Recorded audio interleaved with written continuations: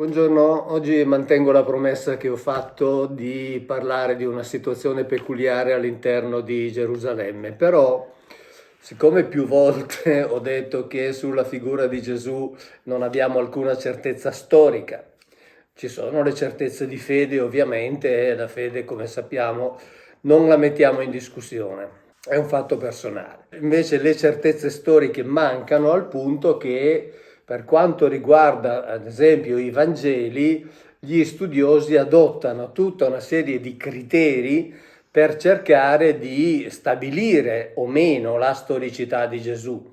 E quindi per esempio c'è il criterio dell'attestazione multipla, cioè quando un fatto viene raccontato da più fonti, però più fonti che non hanno mai avuto contatto tra di loro, perché altrimenti è chiaro che se una fonte copia dall'altra, questo criterio non è valido. Poi c'è il criterio della contraddizione, o chiamato anche il criterio dell'imbarazzo. Cioè cosa vuol dire? Che quando una vicenda è particolarmente imbarazzante e quindi potrebbe essere evitata e in realtà viene raccontata, è più probabile che sia vera. Io ad esempio, forse qualcuno lo ricorda, insomma adotto il criterio dell'imbarazzo raccontando appunto della possibile veridicità dell'Antico Testamento quando a Yahweh, cioè al presunto Dio, vengono attribuiti tutta una serie di fatti, tutta una serie di azioni, tutta una serie di decisioni che è difficile pensare che dei fedeli le inventino riferendole al proprio Dio, no? Penso ai genocidi, agli infanticidi selettivi, al fatto che uccideva gli stessi suoi, al fatto che amava annusare il fumo del grasso bruciato per calmarsi, al fatto che voleva ogni giorno alcuni litri insomma di shakar, cioè di sostanza inebriante. Ecco, quindi questo sarebbe un po' una esemplificazione del criterio di imbarazzo. Poi c'è il criterio della continuità, cioè il fatto che certi eventi, certe decisioni, certi atti siano in continuità, quindi siano congruenti con l'ambiente storico nel quale si sarebbero verificati e quindi questo li renderebbe credibili. Oppure c'è il criterio della discontinuità, cioè per contro avvenimenti che non sono spiegabili in quell'ambiente e quindi diventano credibili, secondo appunto questi studiosi, diventano credibili perché? Perché dicono com'è possibile che abbiano inventato una cosa del genere attribuendola ad un periodo storico nel quale non sarebbe spiegabile o comunque non sarebbe accettabile e quindi se l'hanno scritta è perché deve essere vera. E poi c'è il criterio addirittura della discontinuità nella continuità, c'è il criterio della ragione sufficiente. Insomma, ci sono tutta una serie di criteri che vengono utilizzati per cercare di capire se i Vangeli hanno una sostanza di contenuto storico, visto che lo stesso preposto dei Gesuiti, l'ho già ricordato qualche altra volta, ha detto noi non sapremo mai che cosa ha detto o ha fatto Gesù perché al suo tempo non c'erano i registratori e quindi dobbiamo ovviamente credere o far finta di credere a ciò che troviamo scritto nei vari codici, sapendo che tra le migliaia di codici insomma ci sono delle diversità e diversità anche importanti e quindi questi sono un pochettino i criteri che vengono adottati. E questo criterio serve per anche l'argomento che trattiamo oggi perché inserisce una situazione particolare all'interno di un ambiente che ci viene raccontato essere monolitico. Come sappiamo ci viene detto che da un lato c'era il giudaismo con tutte le sue tradizioni mosaiche e dall'altro c'era Gesù che invece era il rivoluzionario, cioè colui che stava stravolgendo tutto per portare un nuovo messaggio, un messaggio di ordine spirituale che ci stava portando, doveva portare il mondo a credere in un Dio che era ovviamente diverso da quello dell'Antico Testamento e Già in un video precedente abbiamo visto come in realtà Gesù fosse un fariseo pienamente inserito nel suo tempo, e lo vedremo ancora con degli esempi particolari. Però è importante sapere che in realtà non c'era questo blocco monolitico, cioè all'interno del mondo giudaico c'erano tantissime correnti in lotta fra di loro. Quindi anche il fatto che Gesù disputasse era una delle tante normalità, perché per esempio c'erano i farisei, che sono quelli che vengono normalmente citati nella narrazione che ci viene fatta, no? Di Gesù che stravolge la legge farisaica. C'erano i sadducei, che erano la casta sacerdotale alta e che erano in contrasto con i farisei. C'erano i qumraniani o qumraniti, spesso anche identificati con gli Esseni, che a loro volta rappresentavano un movimento di opposizione nei confronti delle caste sacerdotali dominanti. C'erano già dal tempo dei Maccabei i cosiddetti Hasidim, che erano un gruppo combattente. C'erano gli Erodiani, che sono citati negli Atti degli Apostoli, nei Vangeli. C'erano gli ellenisti, ad esempio. Gli ellenisti sono citati anche questi negli Atti degli Apostoli, dove si dice: in quei giorni, moltiplicandosi il numero dei discepoli, gli ellenisti presero a mormorare contro gli ebrei perché nella distribuzione quotidiana le loro vedove venivano trascurate. Quindi gli ellenisti erano dei seguaci di Gesù, però si lamentavano perché gli ebrei li discriminavano. E quindi questo vuol dire che anche all'interno di questo gruppo che si rifaceva a questo maestro, che in realtà diceva di amare tutti e di amare soprattutto quelli che insomma non erano propriamente considerati amici, in realtà si praticavano tranquillamente delle discriminazioni, tant'è che hanno dovuto prendere dei provvedimenti e quindi hanno messo, come dire, dei commissari, noi diremmo oggi, a controllare questo. E tra questi commissari, per esempio, è una proposta che è piaciuta a tutta l'assemblea, e hanno inserito Filippo, Procoro, Nicanore, Timone, Parmenas, Nicola. Quindi Filippo, Procoro, Nicanore, Timone, eccetera, erano tutti nomi greci, cioè tutti nomi di ellenisti che facevano parte dei cosiddetti gesuani, cioè di coloro che seguivano Gesù. Quindi insomma c'era tutta questa serie di gruppi anche in contrasto tra di loro, e lo vediamo anche all'interno di queste discriminazioni che non ci sarebbero dovute essere, che rappresentavano questo blocco, questo insieme del giudaismo, che non era appunto un blocco unico, un blocco monolitico. E quindi Gesù doveva anche giostrarsi in mezzo, insomma, a tutte queste possibilità, a tutti questi gruppi, tra cui per esempio gli zeloti, che erano i gruppi particolarmente violenti, e già in altri video abbiamo visto che sicuramente all'interno dei 12 c'erano degli zeloti proprio per gli aggettivi con cui venivano identificati alcuni dei suoi discepoli, ma non ci torniamo sopra.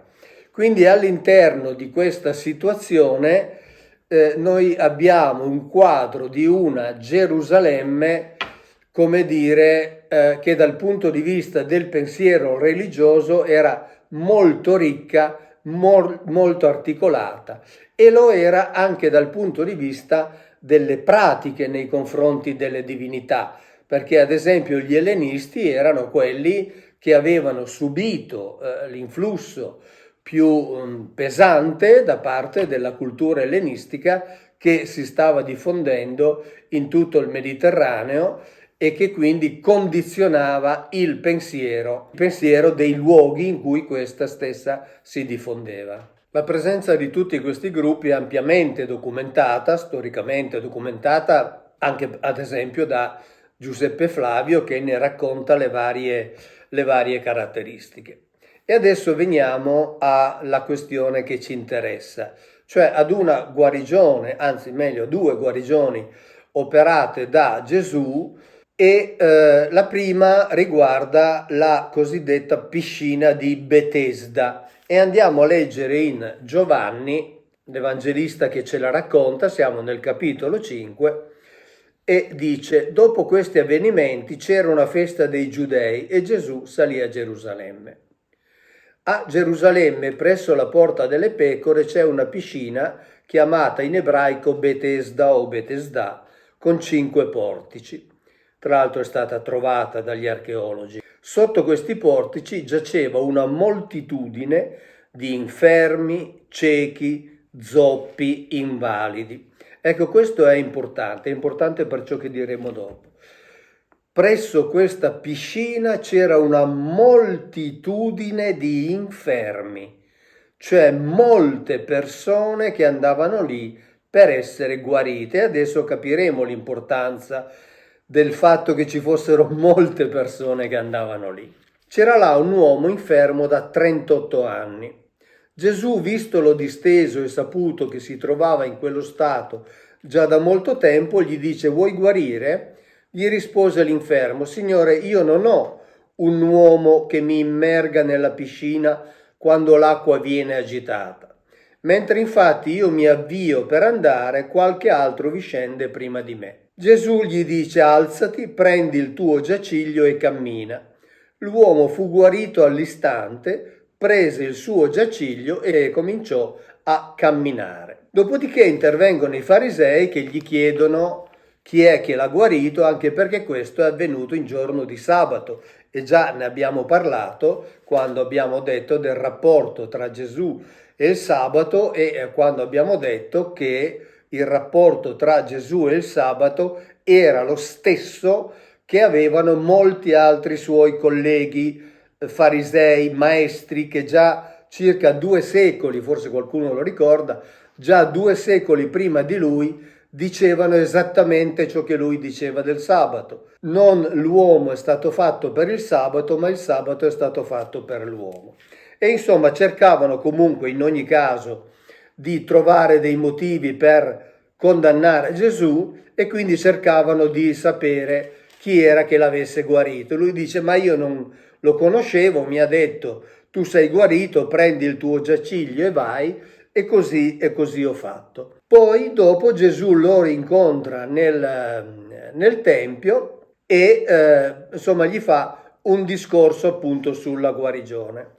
Gli fa un discorso, diciamo, generico sulla guarigione, gli dice: ecco che sei guarito, non peccare più perché non ti avvenga qualcosa di peggio. L'uomo se ne andò e riferì ai giudei che era stato Gesù a guarirlo, cioè a quel punto ovviamente lo ha riconosciuto. Per questo i giudei cominciarono a perseguitare Gesù perché faceva queste cose di sabato e di questo però abbiamo già parlato. Ora tutto questo avviene appunto nella piscina di Betesda, che era una piscina che è stata trovata, che si trovava vicinissima al muro nord del Tempio di Gerusalemme, e Gesù non usa l'acqua per guarirlo. Quella piscina era una piscina costruita all'interno di quel complesso di costruzioni che Erode il Grande aveva fatto fare quando aveva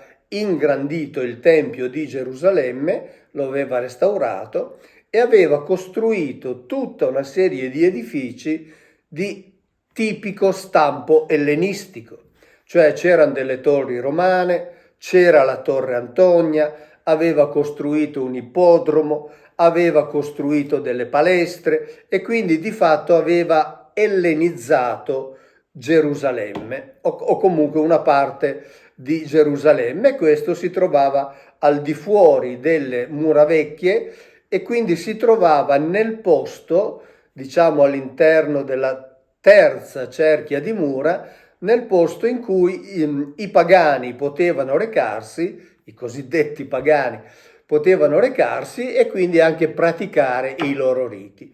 E questa piscina di Betesda in effetti era costruita secondo i canoni dei cosiddetti Asclepeion o Asclepieion, come li chiamavano i greci, cioè dei centri di culto ad Asclepio.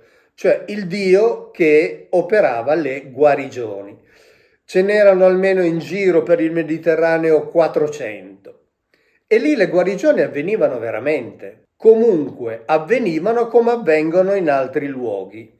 Ora, al di là del dare importanza o meno all'intervento della divinità, ciò che conta è sapere che ci sono luoghi nel mondo dove le guarigioni avvengono e qui sarebbe interessante studiare che cosa è in grado di fare il nostro cervello, il nostro corpo, quando è sottoposto a certe sollecitazioni o comunque quando è sottoposto a certi condizionamenti e quindi mette in atto tutta una serie di cose che è capace di fare ma che noi ancora non conosciamo. Bene, lì si dice che quando l'acqua si agitava, il primo che entrava dentro vi guariva. Bene, ma Gesù non fa immergere questo malato da 38 anni dentro quell'acqua. Perché? Perché quell'acqua era l'acqua nella quale, secondo ovviamente la tradizione, con ogni probabilità operava Asclepio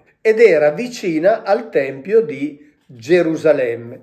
Aveva una gradinata che scendeva, non era tanto una piscina e quindi un sistema costruito per motivi così come dire estetici. Secondo alcuni autori poteva anche essere utilizzata come riserva d'acqua per gli israeliti, ma in realtà la piscina che veniva utilizzata dal Tempio di Gerusalemme come fonte di acqua per i riti e per le purificazioni era una piscina che si trovava molto più lontana dal Tempio ed era la piscina di Siloe.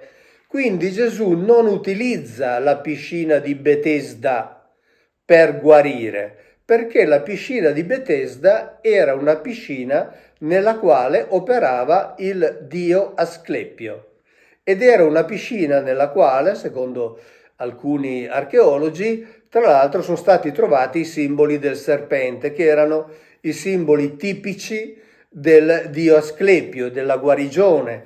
Già l'abbiamo visto altre volte come il serpente poteva rappresentare la doppia elica del DNA, quindi la conoscenza profonda, la conoscenza più profonda della parte più interna, più intima, più importante dell'essere umano.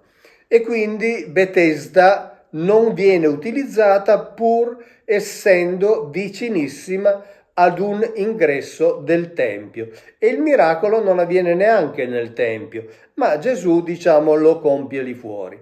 Poi sul discorso dei miracoli torneremo perché è un discorso molto importante. Qui c'è l'inserimento dell'intervento dell'angelo che arrivava a agitare le acque. Ora, questo non c'era nei templi dedicati ad Asclepio o Esculapio, come si preferisce, alla greca o alla latina. Invece qui c'è, e anche qui gli studiosi, gli esegeti, dicono che questo è un inserimento posteriore cristiano, perché ovviamente non potevano accettare che una divinità pagana potesse operare quelle stesse guarigioni che venivano attribuite a Gesù o comunque al Dio al quale si riferiva Gesù, e quindi hanno inserito uno degli elementi tipici del culto cristiano, cioè la presenza degli angeli, angeli intesi sempre erroneamente come entità spirituali, e quindi hanno introdotto questo elemento per, diciamo così, cristianizzare questi eventi, fra virgolette, miracolosi che si verificavano alla piscina di Betesda. Mentre invece quando Gesù opera un'altra guarigione, che è la guarigione del cosiddetto cieco nato, siamo nel Vangelo di Giovanni, capitolo 9, si dice: passando vide un uomo cieco dalla nascita. I suoi discepoli gli domandarono: Rabbi, chi ha peccato, lui o i suoi genitori, perché nascesse cieco? Rispose Gesù: né lui ha peccato né i suoi genitori, ma è così perché si manifestassero in lui le opere di Dio. E quindi cosa fa per guarirlo?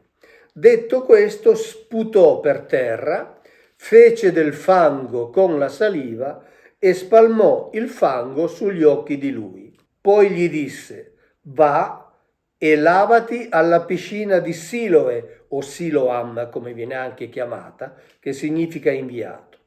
Egli andò, si lavò e ritornò che vedeva. Questa tecnica dell'impastare la saliva con il fango, con la sabbia, con la terra, per poi passarla sugli occhi, era utilizzata dagli Esseni, era una delle loro tecniche mediche, che serviva ovviamente per liberare magari gli occhi da imperfezioni, da infezioni che potessero ovviamente creare problemi alla vista, e quindi Gesù, che ne era a conoscenza, utilizzava esattamente la stessa tecnica. Fare degli interventi su dei ciechi e portare ad un certo livello di guarigione. Dico ad un certo livello di guarigione perché in Marco capitolo 8 vediamo che Gesù deve fare addirittura 2 interventi per guarire una persona.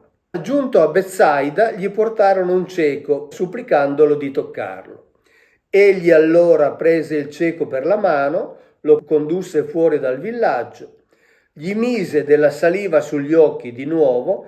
Nella lettura precedente sono più precisi perché la saliva veniva impastata con la terra per fare del fango, che quindi avesse questo potere abrasivo. Gli mise della saliva sugli occhi e gli domandò: vedi qualcosa?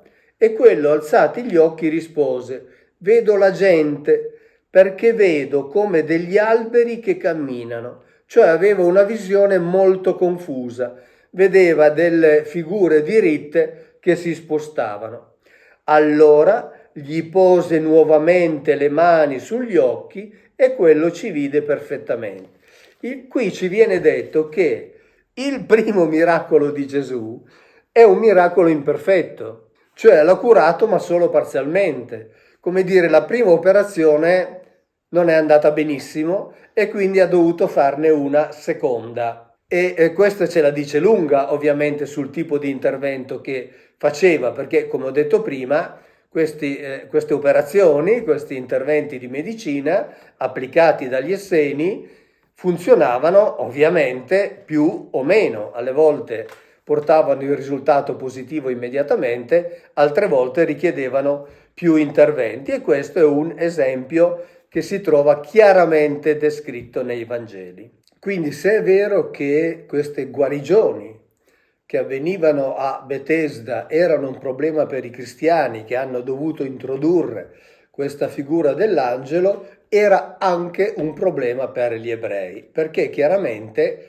loro dicevano: ma com'è possibile che avvengano delle guarigioni in un centro che non era dedicato al loro Dio, pur essendo vicino al loro tempio, ma che era dedicato a un Dio cosiddetto pagano? E allora ovviamente cercavano delle spiegazioni. Ad esempio Rav Akiva, che era uno dei grandi maestri della fine del primo secolo, del secolo di Cristo e dell'inizio del secondo secolo, in realtà aveva trovato una spiegazione. Cioè diceva: così come Dio manda le malattie, Dio stabilisce anche il momento in cui quella malattia sarà guarita. E allora cosa succedeva? Secondo Akiva era un fatto, fra virgolette, casuale, cioè se qualcuno si immergeva in quella piscina e guariva, il potere della guarigione non era di Asclepio e della piscina, ma era il fatto che lui si era immerso proprio nel momento in cui Dio aveva già preventivamente stabilito che lui sarebbe guarito. Quindi si trattava in realtà di compiere casualmente un atto giusto nel posto sbagliato. Quindi veramente con una coincidenza straordinaria. Quindi pensate che cosa inventavano pur di mantenere l'unicità del loro Dio, l'unicità delle azioni del loro Dio, e non riconoscere ciò che invece per i pagani era normale, che ci fossero tutta una serie di divinità che guarivano, esattamente come i cristiani attribuiscono a Gesù la possibilità di guarire. E questo era la normalità, l'abbiamo già visto quando abbiamo parlato dei centri di guarigione, che erano dei grandi centri di potere e di ricchezza, e tra l'altro negli templi dedicati ad Asclepio sono stati trovati moltissimi ex voto, così come noi li troviamo nelle chiese dei santi ai quali vengono attribuiti i miracoli, e quindi ciascuno lasciava la raffigurazione della parte del suo corpo che era stata guarita frequentando quel tempio, frequentando quel luogo, e per cui insomma la cosa era assolutamente normale, e peraltro continua anche ad esserlo, perché anche oggi, no, ci sono le persone che pensano di essere guarite da questo o quel santo e poi lasciano quel voto, indipendentemente poi dal fatto che la Chiesa riconosca o meno quel miracolo, anche perché man mano che la scienza progredisce, ciò che viene definito miracoloso numericamente diminuisce sempre di più. Pensiamo che l'ultimo miracolo di Lourdes è degli anni 60, quindi siamo ormai a 60 anni da quel momento, e quindi in realtà vuol dire che la scienza sempre di più sta spiegando le cose. Tra l'altro, se la scienza ripercorresse tutti i miracoli che sono stati dichiarati tali a Lourdes, ad esempio, almeno il 30% di quelli già ora non verrebbe più definito miracoloso, perché la scienza è assolutamente in grado di spiegarli. Quindi siamo in presenza del fatto che Gesù non utilizzava Betesda, ma utilizzava Siloe, perché Siloe era quella utilizzata dal Tempio, mentre Betesda era un centro di guarigione pagano. E sappiamo che Gesù si occupava dei suoi, si occupava esclusivamente dei suoi, e quindi anche quando trovava qualcuno vicino a Betesda faceva in modo che non la utilizzasse, proprio per non dare credito perché lui aveva un compito ben preciso di cui abbiamo già parlato altre volte, che era quello di occuparsi della casa di Israele, e quindi tutto doveva essere ricondotto all'interno di quello, e nulla doveva creare dei dubbi, nulla doveva far pensare che anche altre divinità, che pure erano esistenti tanto quanto la divinità, diciamo così, presente nell'Antico Testamento.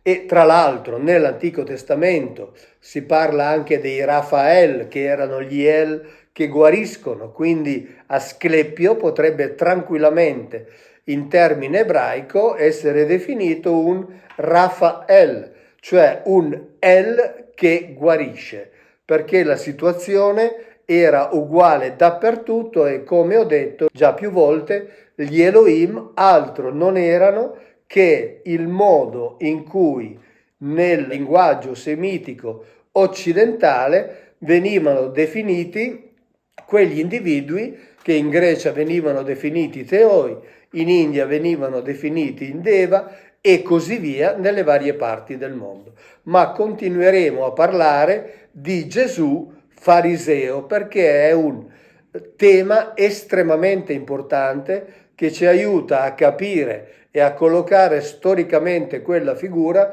al di là di tutto ciò che poi Paolo e quelli che sono venuti dopo di lui ci hanno inventato sopra. Ciao, grazie e alla prossima.